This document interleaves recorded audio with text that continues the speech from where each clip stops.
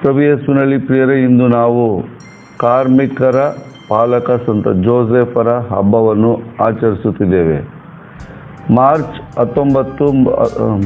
19ನೇ ತಾರೀಕು ಜೋಸೆಫ್ ಪಾಲಕ ಪೋಷಕ ತಂದೆ, ಮರಿಯಾಳಿಗೆ ಒಪ್ಪಂದವಾದ ವ್ಯಕ್ತಿ ಮತ್ತು ವಿಶೇಷವಾಗಿ ಒಬ್ಬ ಕೌಟುಂಬಿಕ ಒಂದು ರೂಪದ ಹಬ್ಬ ಮಾರ್ಚ್ 19 ಆದರೆ ಮೇ 1 ಕಾರ್ಮಿಕರ ಪಾಲಕ ಎನ್ನುವಂಥ ಅರ್ಥದಲ್ಲಿ ನಾವು ಮಾತನಾಡಬಹುದು. ವಿಶೇಷವಾಗಿ 1776 1899 ಆಗ ಪ್ರಾರಂಭವಾದ ಈ ಒಂದು ಕಾರ್ಮಿಕರ ಈ ಒಂದು ಹಬ್ಬ ವಿಶೇಷವಾಗಿ ಕಮ್ಯುನಿಸ್ಟರ ಆಯೋಜನೆಯಿಂದ ಜಾರಿಗೆ ಬಂದ ಮೇ ದಿವಸಕ್ಕೆ ಪ್ರತಿಯಾಗಿ ಜಗದ್ಗುರು 12ನೇ ಭಕ್ತಿನಾಥರು ಈ ಹಬ್ಬವನ್ನು 1955ರಲ್ಲಿ ಪ್ರಾರಂಭಿಸಿದರು. ಈ ಕಮ್ಯುನಿಸ್ಟರ ಆಯೋಜನೆಯ ಮತ್ತು ಆಲೋಚನೆ, ಉದ್ದೇಶ, ಧ್ಯೇಯ, ಗುರಿ ಧರ್ಮದ ನಾಶ, ಕುಟುಂಬದ ನಾಶ, ಸ್ವಾತಂತ್ರ್ಯವೆಂಬುದಿಲ್ಲ ಮತ್ತು ಎಲ್ಲ ಒಂದು ರೀತಿಯ ಕಥೋಲಿಕ ಧರ್ಮದ ತದ್ವಿರುದ್ಧವಾದಂಥ ಒಂದು ಆಚರಣೆ ಕಮ್ಯುನಿಸ್ಟರದ ಒಂದು ಉದ್ದೇಶವಾಗಿತ್ತು. ಧರ್ಮವನ್ನು ಒಡೆಯಬೇಕು, ವಿಶೇಷವಾಗಿ ಕಥೋಲಿಕ ಕ್ರೈಸ್ತ ಧರ್ಮವನ್ನು ನಾಶ ಮಾಡಬೇಕೆನ್ನುವಂಥದ್ದು ಅವರ ಉದ್ದೇಶವಾಗಿತ್ತು. ಆದ್ದರಿಂದ 12ನೇ ಭಕ್ತಿನಾಥರು ಈ ಹಬ್ಬವನ್ನು 1955ರಲ್ಲಿ ಪ್ರತಿತಂತ್ರವಾಗಿ ಈ ಒಂದು ಹಬ್ಬವನ್ನು ಆಚರಿಸಲು ಕರೆ ನೀಡುತ್ತಾರೆ. ಸಂತ ಜೋಸೆಫರ ಮತ್ತು ಕಾರ್ಮಿಕರ ನಡುವಿನ ಸಂಬಂಧ ಬಹಳ ಹಳೆಯದು ಅಂತದೆ.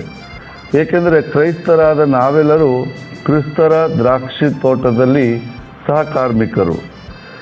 ನಾವು ನೋಡ್ತೇವೆ, ಮೊದಲನೆಯ ಆದಿಕಾಂಡ 3ನೇ ಅಧ್ಯಾಯ 17-19, ದುಡಿವೆ ನೀನು ಜೀವಮಾನವಿಡಿ ಮತ್ತು ಗಳಿಸಬೇಕು ಕವಳವನ್ನು ನೆತ್ತಿ ಬೆವರಿಡುತ್ತಾ. ಆ ತೋಟದಿಂದ ಹೊರಗೋಡಿಸಿರುವಂಥ ಸಂದರ್ಭದಲ್ಲಿ ದೇವರೇ ನೇಮಿಸಿದಂಥ, ಯೋಜಿಸಿದಂಥ ಆಚರಣೆಗೆ ತರಬೇಕಾದಂಥ ಕಾರ್ಯ ಪ್ರತಿಯೊಬ್ಬ ಮನುಷ್ಯ ದುಡಿಯಬೇಕು, ಜೀವಮಾನವಿಡಿ ಮತ್ತು ಗಳಿಸಬೇಕು ಕವಳವನ್ನು ನೆತ್ತಿ ಬೆವರನ್ನಿಡುತ್ತಾ.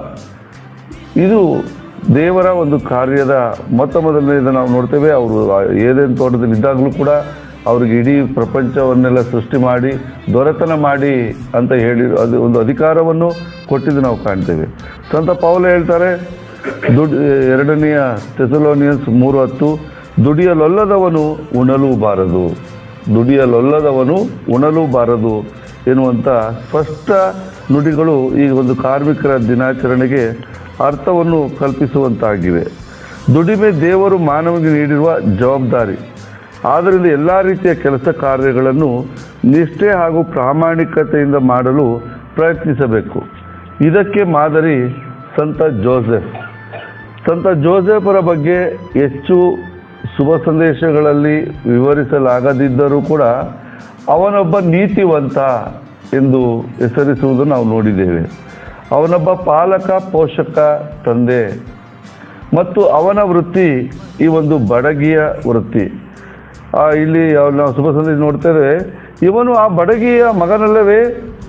ಅಂದರೆ ಆ ಒಂದು ಸ್ಥಾನ, ಆ ಒಂದು ಕೆಳಗಿನ ಸ್ಥಾನ ಒಬ್ಬ ಬಡಗಿಗೆ ಇದ್ದಂಥ ಸ್ಥಾನ. ಅದರಿಂದ ಆಫ್ಟರ್ ಆಲ್ ಒಬ್ಬ ಬಡಗಿ ಮಗ ಈ ಒಂದು ಜ್ಞಾನ, ಈ ಒಂದು ಪವಾಡ, ಈ ಒಂದು ಅದ್ಭುತ ಎಲ್ಲಿಂದ ಸಾಧ್ಯ ಎನ್ನುವಂಥ ಮಾತುಗಳನ್ನು ಅವರು ಆಡೋದು ನಾವು ಕಾಣ್ತೇವೆ. ವಿಶೇಷವಾಗಿ ನಮ್ಮ ಭಾರತದ ಸಂಸ್ಕೃತಿ ನಾವು ನೋಡ್ತೇವೆ, ಇವತ್ತು ಜಾತಿ ಅಂತ ಏನು ಬಂದಿದೆ, ಇದು ನಿಜವಾಗಿ ಜಾತಿಯ ಪ್ರಕಾರ ವಿಂಗಡಣೆ ಆಗಲಿಲ್ಲ, ಕೆಲಸದ ಪ್ರಕಾರ ಇದು ವಿಂಗಡಣೆ ಆಯಿತು.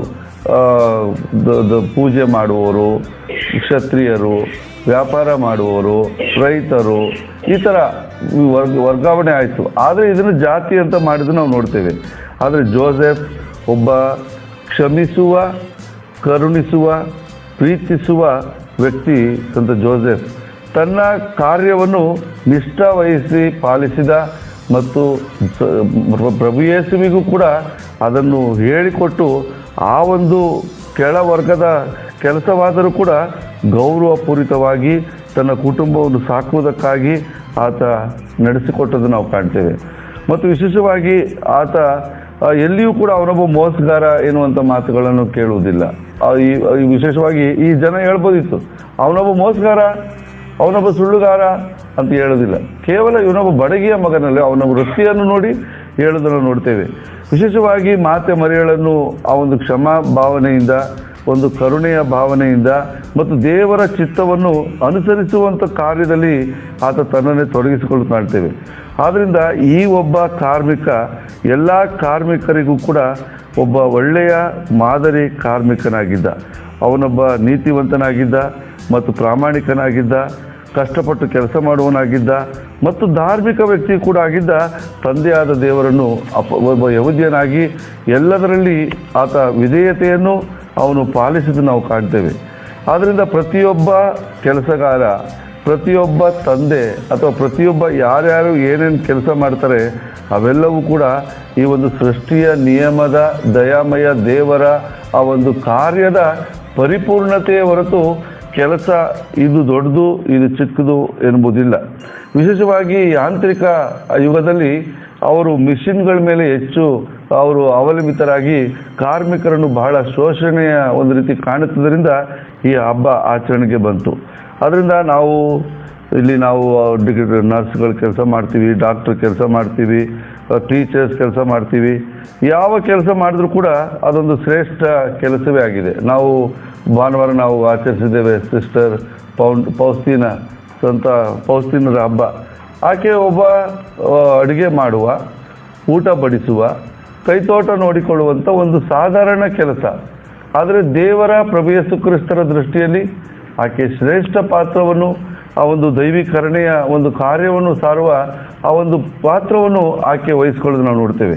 ಆದ್ದರಿಂದ ನಮ್ಮ ಕಾರ್ಯ ಚಟುವಟಿಕೆ ಒಂದು ಕೌಟುಂಬಿಕವಾಗಲಿ, ಒಬ್ಬ ಕನ್ಯಾಸ್ತ್ರೀ ಆಗಲಿ, ಒಬ್ಬ ಧಾರ್ಮಿಕ ವ್ಯಕ್ತಿ ಆಗಲಿ, ಅದನ್ನು ನಾವು ದೇವರ ಕೆಲಸ, ದೇವರ ಸೃಷ್ಟಿಯ ಪರಿಪೂರ್ಣತೆಯ ಕೆಲಸ, ನಮ್ಮ ಕೆಲಸ ಅಲ್ಲ ಇದು, ನಾವು ಪ್ರಪಂಚದಲ್ಲಿ ಮಾಡುವಂಥದ್ದು.